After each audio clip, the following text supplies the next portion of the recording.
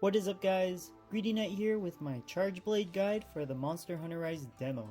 This is not a definitive guide as the weapon can receive changes once the game releases, but I doubt too much will change from the demo. I will note any additional changes in any future Monster Hunter Rise chargeblade videos. This guide will be discussing the changes transitioning from Monster Hunter GU to Monster Hunter Rise. Let's get into it. This section will be a review of basic chargeblade, so feel free to skip this section if you just want to know the changes going from Monster Hunter GU to Monster Hunter Rise, or if you are coming from Monster Hunter World and you are familiar with the weapon already. I will only cover moves that haven't been changed from Monster Hunter GU to Rise in this section. Sword and Shield mode has a few moves changed, but the core of the moveset is still intact. You have the 3-hit X combo and charge double slash by holding and releasing A. Shield thrust and advancing slash are unchanged, but the 3-hit X plus A combo does change a bit, which I will discuss later. Press R to block, R plus A to load file energy, and R plus X to morph to axe mode. You still have X, X plus A, and A as inputs after loading file energy. Axe mode hasn't changed at all and it doesn't need to. You have your double X combo and your triple A combo. Press R to morph back into Sword and Shield mode and X plus A to use an AED slash super from idle. You can mix A and X inputs to perform an infinite combo. Savage Axe doesn't need to be in the current iteration of Chargeblade, in my opinion at least, but if we ever get Rise Ultimate or an equivalent, then it would be a welcome addition. But I wouldn't be surprised if we got Savage Axe in the full game. Yellow energy and red energy still load the same number of vials, but when loading into your shield, it is now defaulted to lasting 20 seconds per vial instead of the massive 40 seconds per vial in Monster Hunter GU.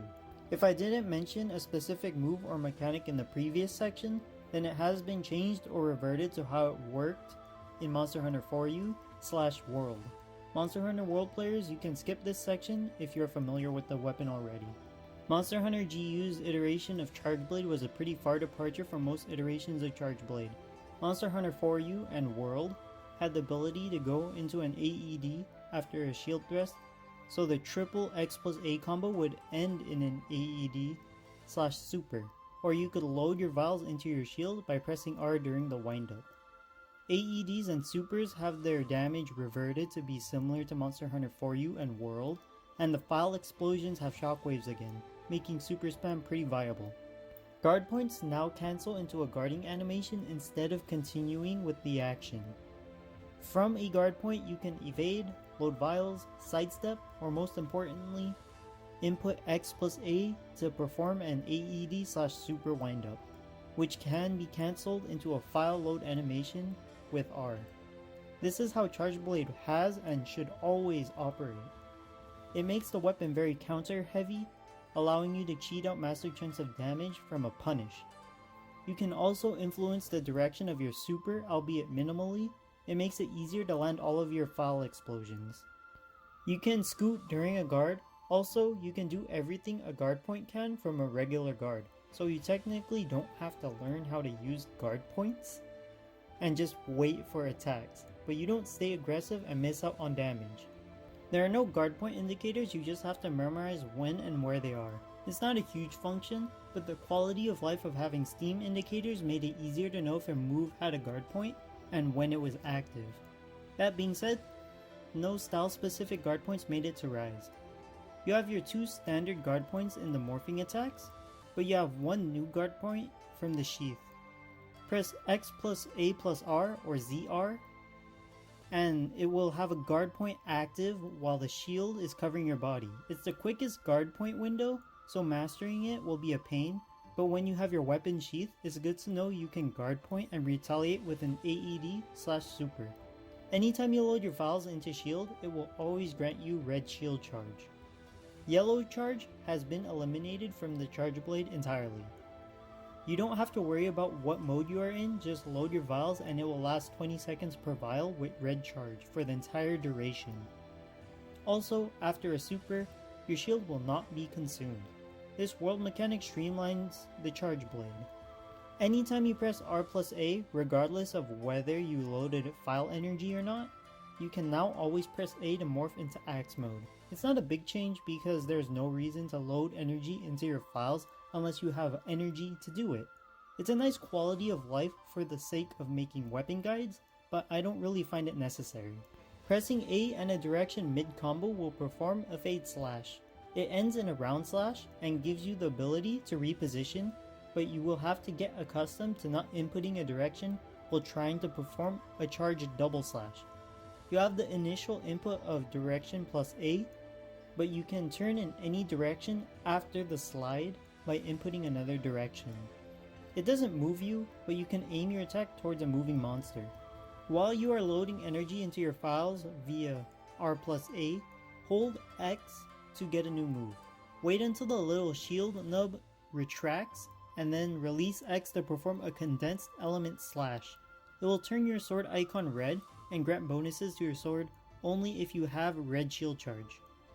Your file type will be imbued into your sword, giving it Mind's Eye and File Burst like your other file attacks. It's a lengthy animation, so only perform this while you have a clean opening, like when the monster is down, or if you can get a hard read. These are all new moves no matter what game you are coming from. Your jump attacks haven't technically changed, but more often than not you will use Wirebugs to gain enough height to perform a jump attack. With your weapon sheath, the input is ZL plus X, then input X for a sword attack, or X plus R plus A for an axe attack.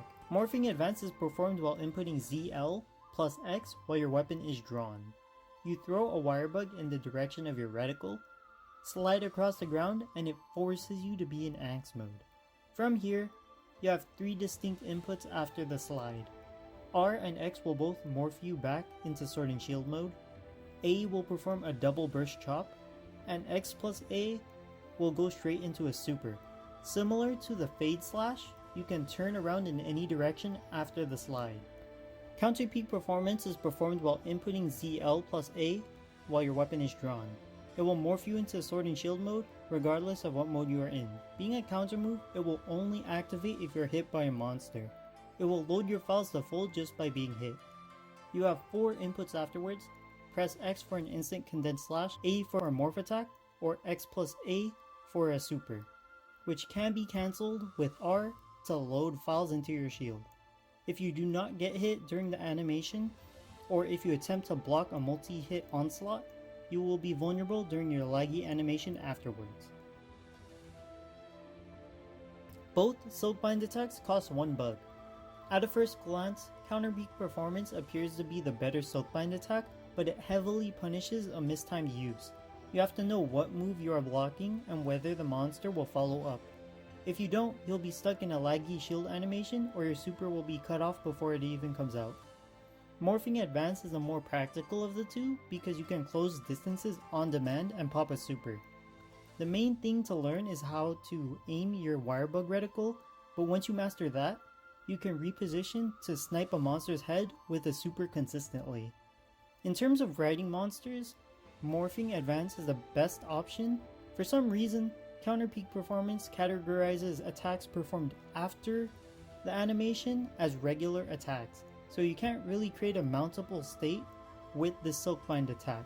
If you are from Monster Hunter GU, the things you will want to focus on are guard pointing, following up with the super after a guard point, sheath guard pointing, and weaving fade slash into your combos. If you are from Monster Hunter World, then these should already be in your skill set if you main chargeblade. But the 2 additional moves you need to master are the Silkbind attacks. Morphing Advance will feel closer to an Adept Evade from Monster Hunter GU fused with the Fade Slash, while Counter Peak Performance has a wind up, so you will need to learn the timing and inputs for both Silkbind attacks.